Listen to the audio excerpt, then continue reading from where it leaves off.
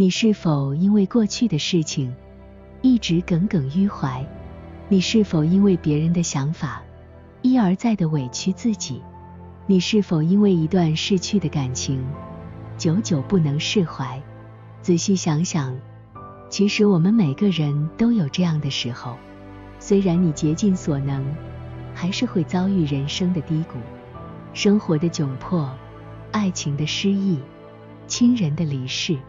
有些过去明知道不在了，你还是放不下，因为忘不掉；有些事情明知道没用的，你还要去坚持，因为舍不得；有些感情明知道不可能，你还是放心上，因为不甘心。太多人习惯于回忆过去而伤心流泪，就像给心灵上了一把枷锁，用悔恨来束缚自己。然而很多事物都有周期性，比如太阳的东升西落，比如月亮的阴晴圆缺，再比如人生的高潮和低谷。渐渐你会慢慢懂得，让我们复原的不是伤疤，不是时间，而是放下。在一所大学演讲中，心理学教授拿起一个装着水的杯子，问在座的听众，猜猜看，这个杯子有多重？大家纷纷回答50公克、100公克、125公克。教授说，我也不知道有多重，但可以肯定的是，拿着它的人一点也不会觉得累。现在，我的问题是，如果我这样拿着几分钟，结果会怎样？大家回答，不会怎样。教授再次发问，如果像这样拿着持续1个小时，那又会怎样？一名听众回答，手臂可能会有点酸。教授又问，那如果我这样拿着一整天呢？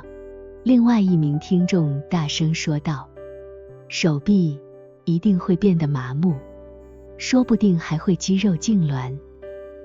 教授说，在我手拿杯子期间，不论时间长短，杯子的重量会发生变化吗？大家回答不会。最后教授又问道，如果我不想让手臂酸痛，又该怎么做呢？所有人齐声呐喊，把杯子放下。其实，生活中的烦恼就像拿在手里的杯子，一个装着失败，一个装着挫折，还有许许多多装着我们不如意的过去。这些问题埋在心里几分钟没有关系，但如果长时间地想着它，日积月累下来，我们的身心就会陷入崩溃。放下的过程其实就是在整理内心，只有学会放下，我们才能毫无顾忌地往前走。然而，想放下心中的痛苦，却是一个看似简单，实际上非常困难的行为。以下提供一些方法，希望能对你有所帮助。首先，换个角度思考。当我们遭遇挫折而烦恼的时候，使你困扰的不是那件事情的本身，而是自己对那件事情的判断。如何解读发生的事件对我们的意义，比起事件本身更为重要。仔细想想，很多事情之所以让我们烦恼，不过是因为我们对它太过在意了。如果我们对一件事情不在乎，即使这件事情朝着糟糕的方向发展，也不会特别影响我们的情绪和生活。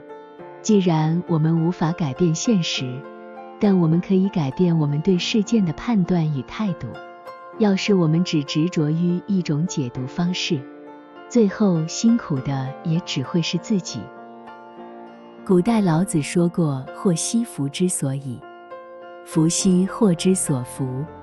这两句话的意思是，灾祸与幸福两者是互相依存，福可能是祸，祸也可能是福。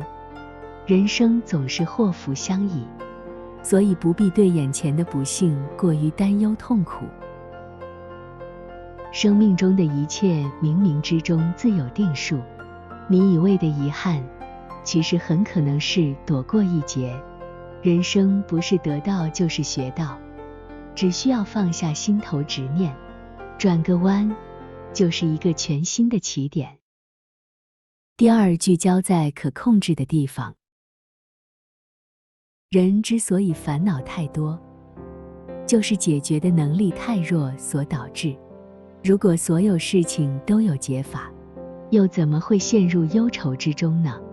人生中总是充满了变数和不确定性，有太多事情超出了我们的能力范围，例如自然灾害、他人的决定和突如其来的厄运等等。这些事情我们无法完全掌控，无法左右其结局，所以平静客观地去分辨哪些是不能改变的，就把它在原地放下，能解决的用心处理就好。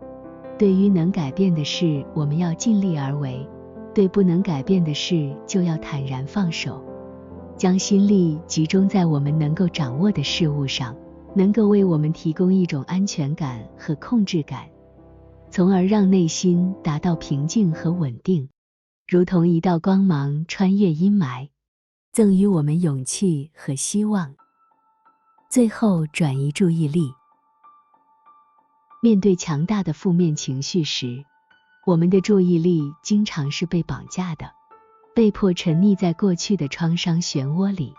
此刻转移注意力，专注于当下生活及工作，是一个非常有效的方法。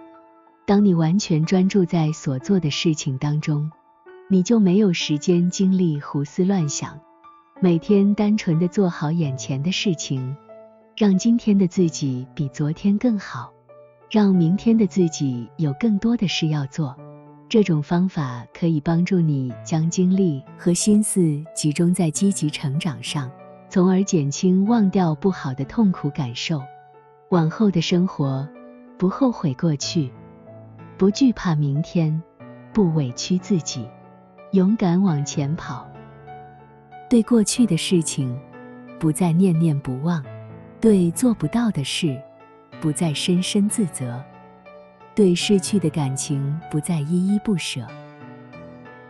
我们需要认清，今后所做的一切都不是为了讨好别人，仅仅只是为了自己。人的一生不需要对得起任何人，而是自己呀。好了，今天分享到这里。如果你也喜欢这集影片，恳请点击按赞及订阅，也可以在留言区留下你的想法。你的支持是对我们最好的肯定，让我们一起成为更好的自己。感谢你的收看，祝你有个美好的一天，再见。